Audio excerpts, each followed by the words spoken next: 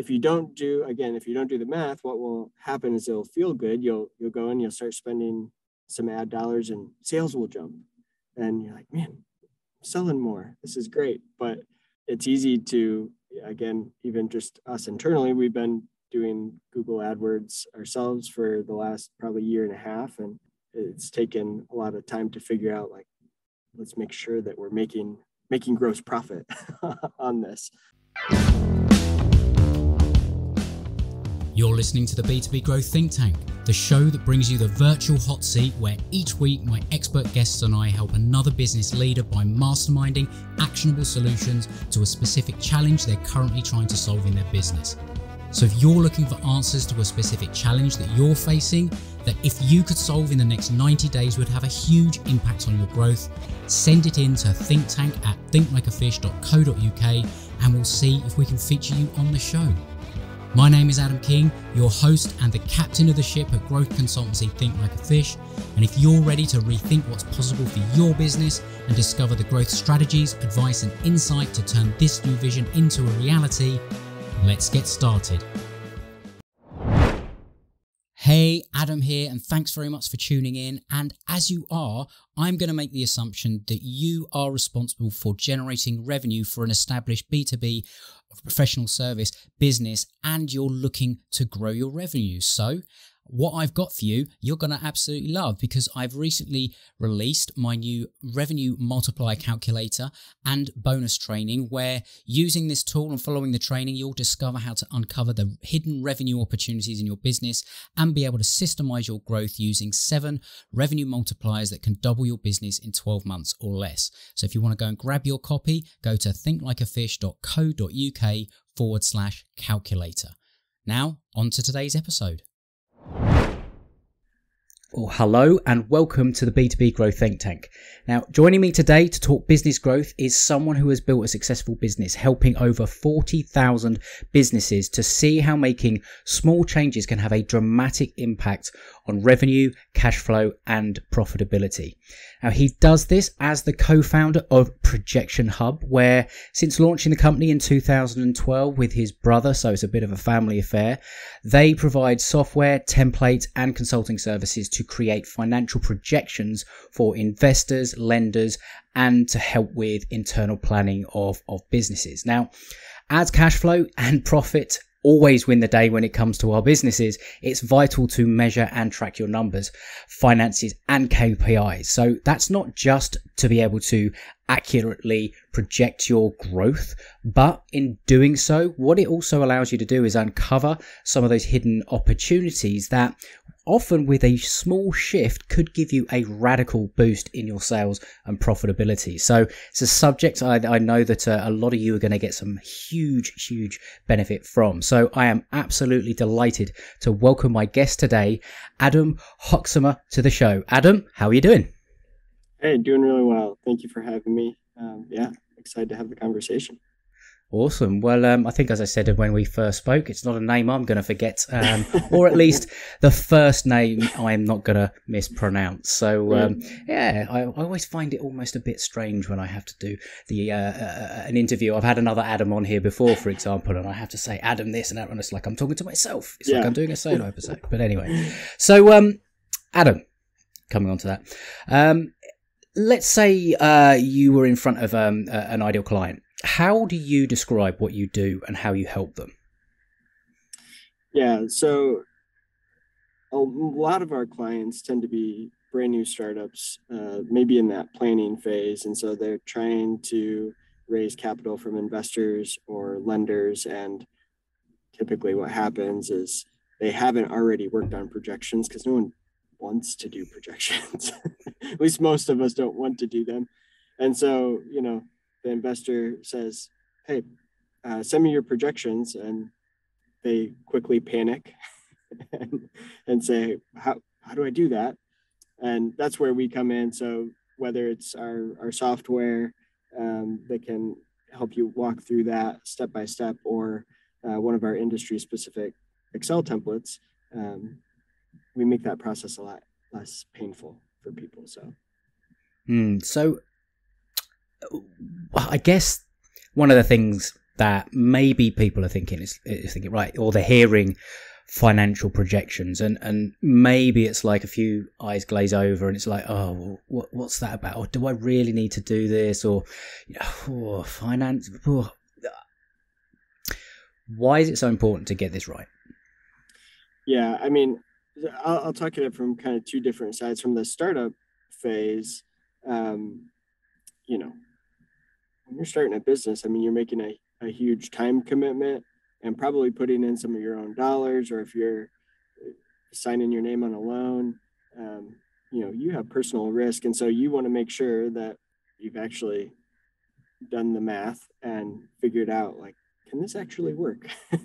and what is it going to take? Not just, I think a lot of times, even just in simple businesses, or, a coffee shop business, for example, and, client does the numbers and realizes I have to sell, 500 cups of coffee every day to break even with the model that I have in place. It's like, yeah, oh, well, I don't know if I could do that. Maybe, maybe I shouldn't start this business. So on the startup side, I think that's really an area of focus and why you need to do it. I've worked with a lot of existing businesses where they're thinking about starting new services or product lines. And really that's like a startup within their existing business. And so you're really looking at the same thing. Should we take away our focus from our core business? Should we take dollars from that? And is it going to make sense? Internally, ourselves at ProjectionHub, we've worked on projects where we're thinking, oh yeah, this will make sense. And then when we really run the numbers, it's like, boy, if we do this really well, it's going to hardly make a dent, and it's not really going to matter. And so that's what the projections help you figure out. Will it actually matter? Yeah, and I guess that the beauty of thinking in a projection model, or with a projection model mindset, is that the numbers will never lie.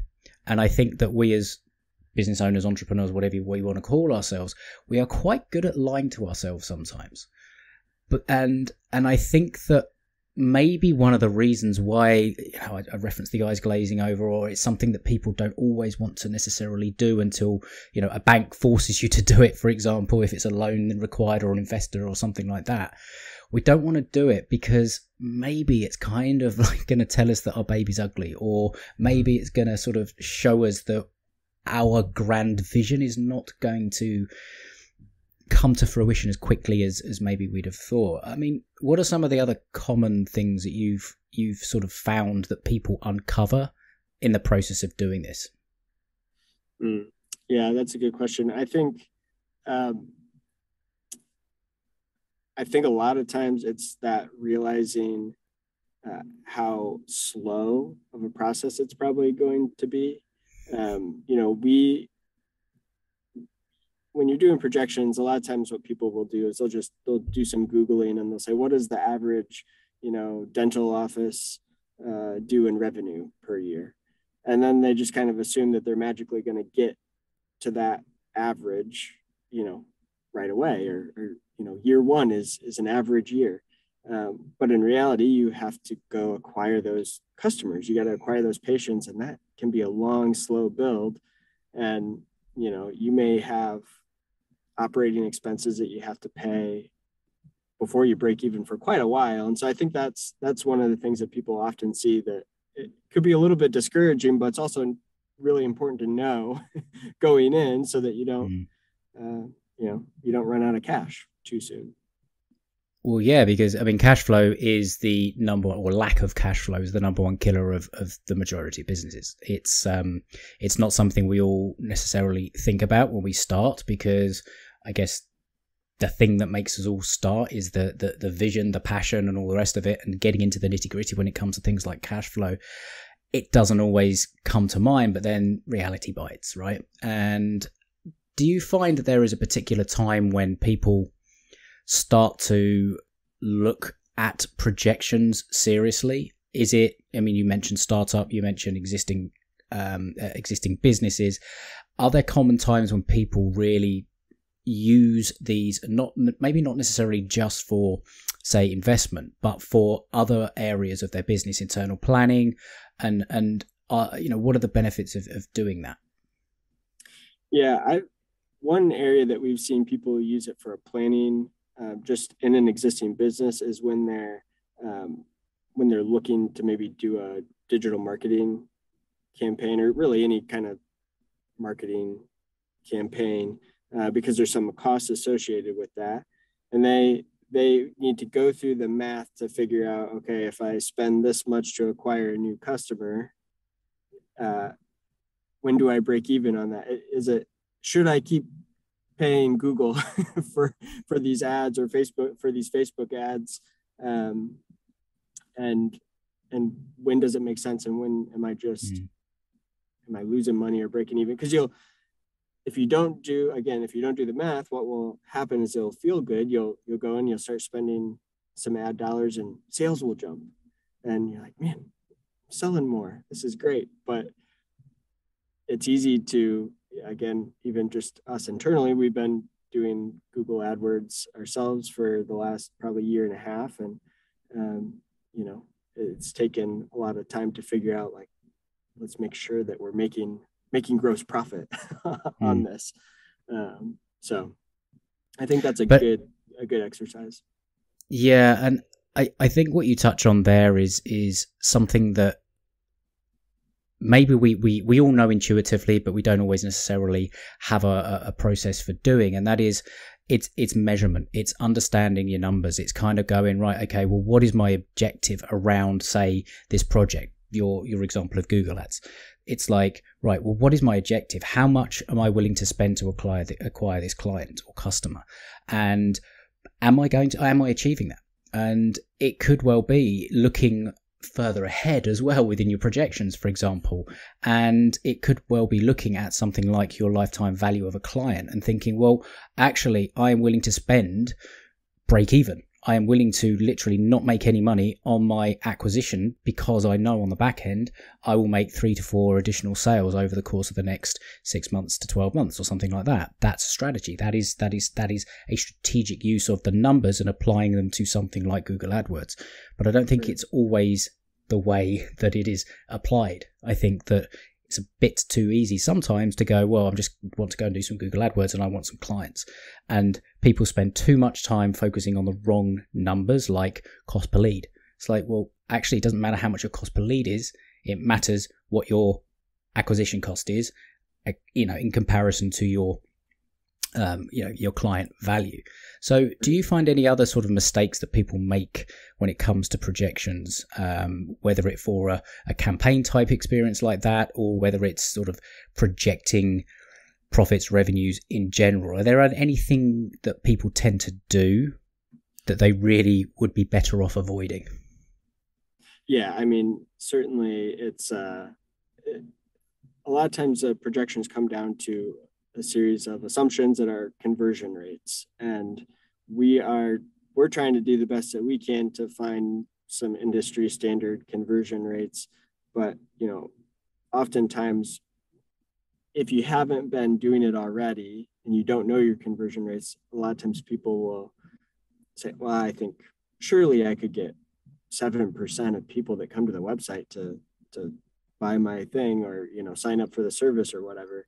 And I think just hearing e-commerce conversion rates are like 1.7% or something along those lines. So 1.7 just sounds so bad. So everyone wants to put a higher number in that conversion rate, and if you put 7%, your projections are going to look way better than they probably are. So I think it's as often as you can, trying to, either from your own experience, know your actual conversion rates. So can you measure what you've been doing, know how often you convert a lead, so that when you build it into the model, let's say you're hiring a new salesperson, and you might be, before you make that decision to hire, you might do some projections just to make sure you can do that, you can make the hire.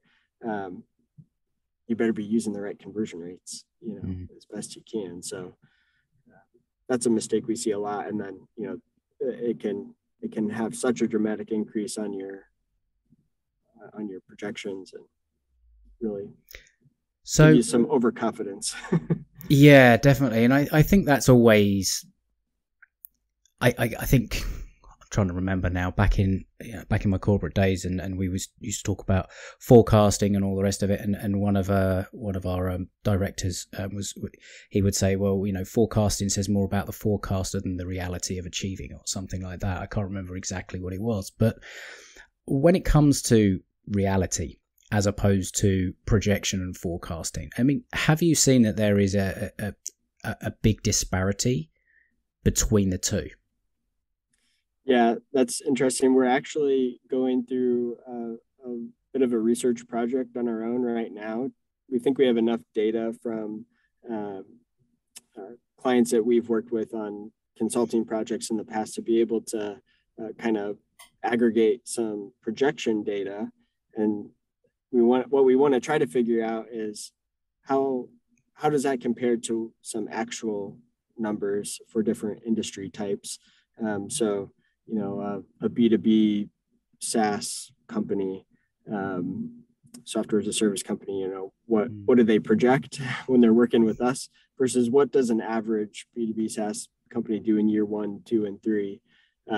So I don't have that particular data yet. I know just intuitively and just from seeing what our clients do. I mean, it's always generally optimistic. It's generally, the projections are overly optimistic, at least in the first couple years, oftentimes. So.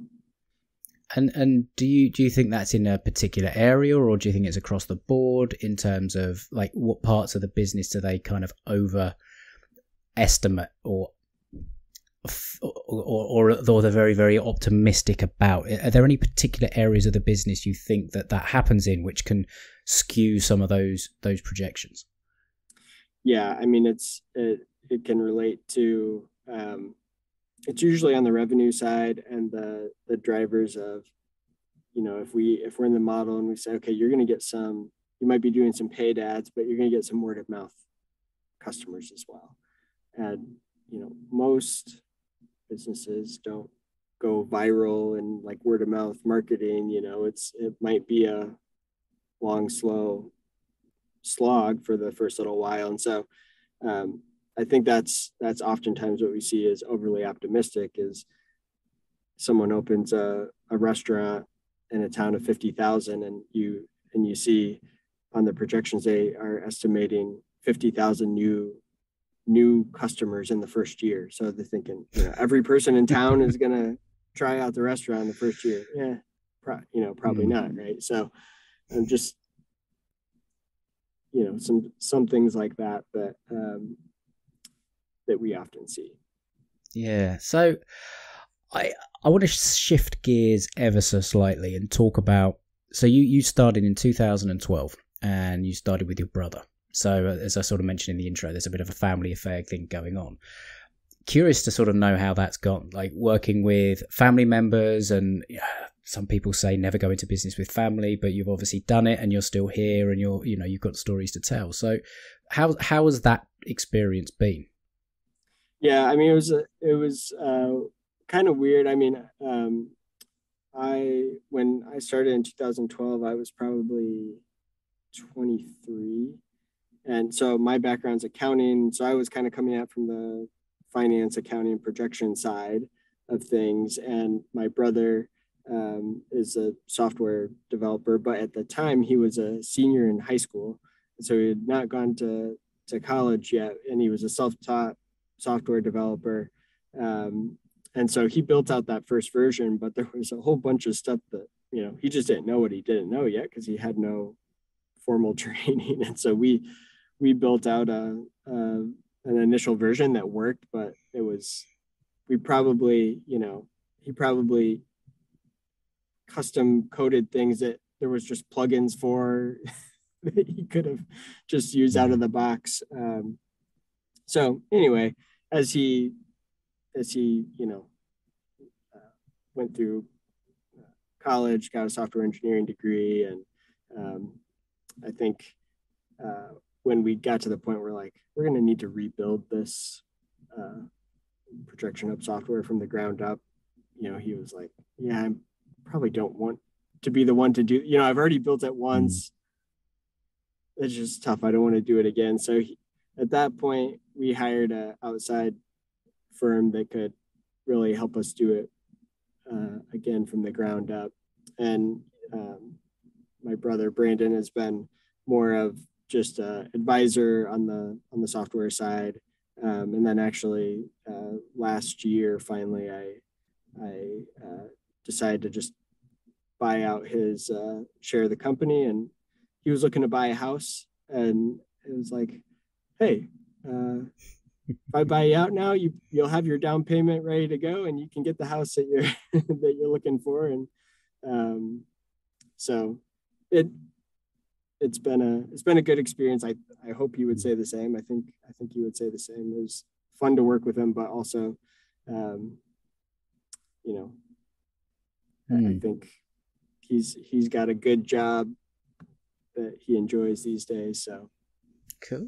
Well, I mean, it's I always find it interesting, just sort of obviously you've got the starting story, but how that dynamic works and all the rest of it, and you've been able to obviously buy out and help with the house buying and all that kind of thing. So yeah, that's pretty cool. And I'm interested as well, sort of from obviously the start to where you are now, and obviously the business is going to have been through changes and iterations, and even alluded to some of those there. But has there been anything sort of all the way through the business, like something that has been a constant, like a principle you've always stuck with, or something that's guided you, whether it be from a business perspective or a personal perspective, that's sort of kept you going, and you've always kept in mind that this is a principle that we follow religiously, or something like that?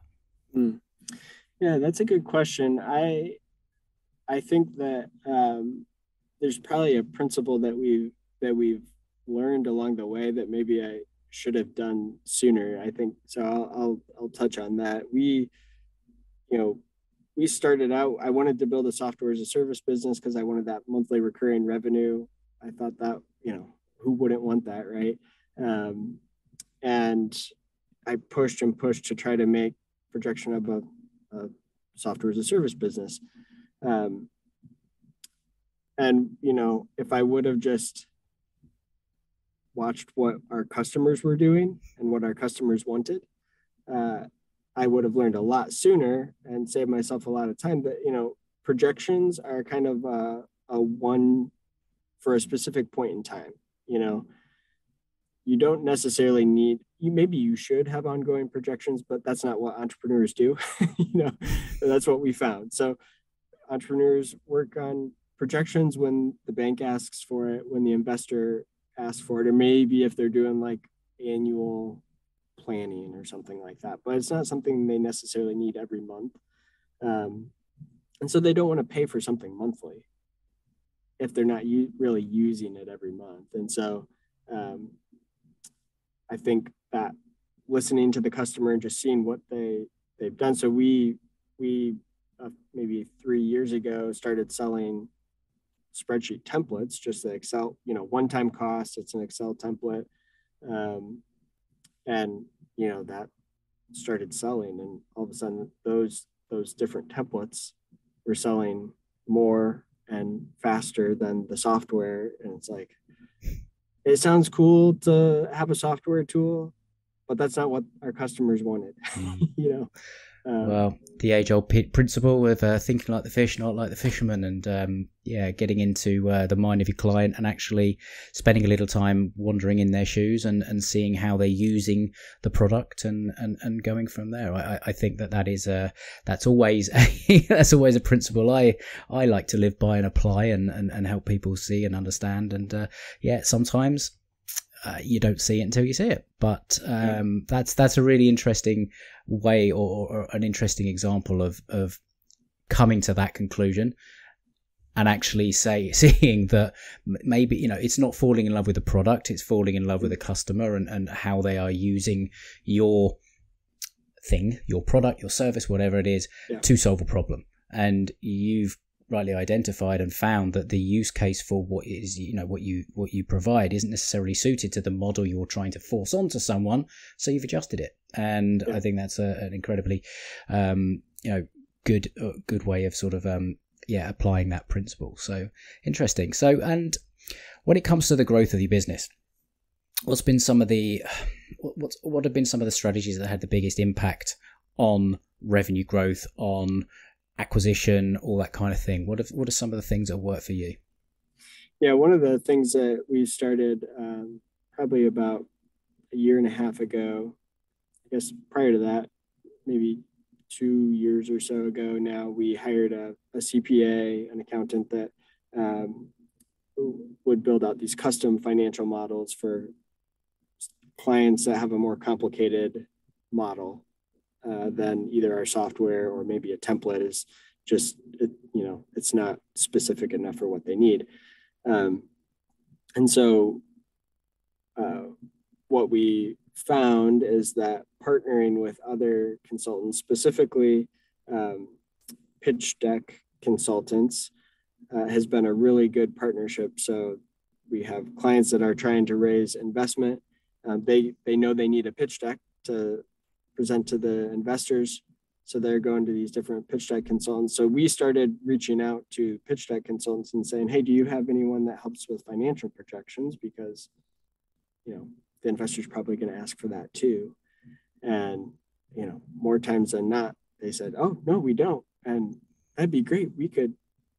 They didn't see us as a competitor. We don't do any pitch deck work. It was just a really mutually beneficial partnership. And so that we've got probably, I don't know, maybe 5 to 7 pitch deck consultants that just keep us regularly busy with custom modeling work. So, well, I mean, partnerships and complementary offers, services, products, working with somebody like that and having a number of those partners. I mean, it's when you get something like that and you get it working, it becomes a no-brainer, doesn't it? Because it's kind of like, well, it's, as you say, it's a regular flow of interest, sales, clients, whatever you want to call it. And that's interesting. I mean, I'd never even heard of a pitch deck consultant. I mean, I didn't even know that was a thing.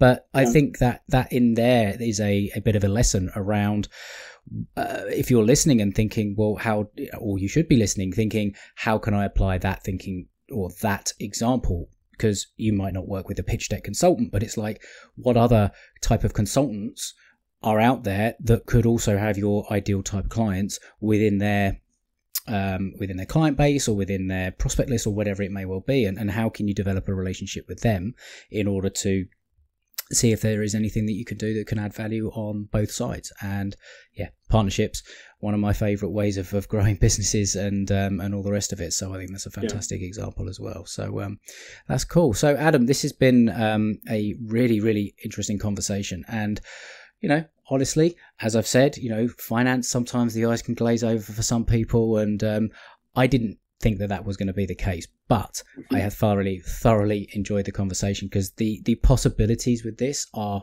huge. So I want to say thank you very much for coming on, sharing your knowledge and all the rest of it. And if people want to get hold of you, find out more, see some of the templates, what's the best way to get in contact?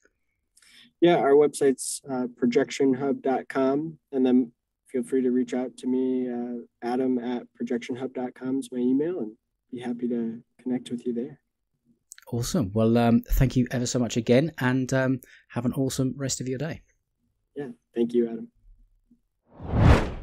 So that's it for this episode.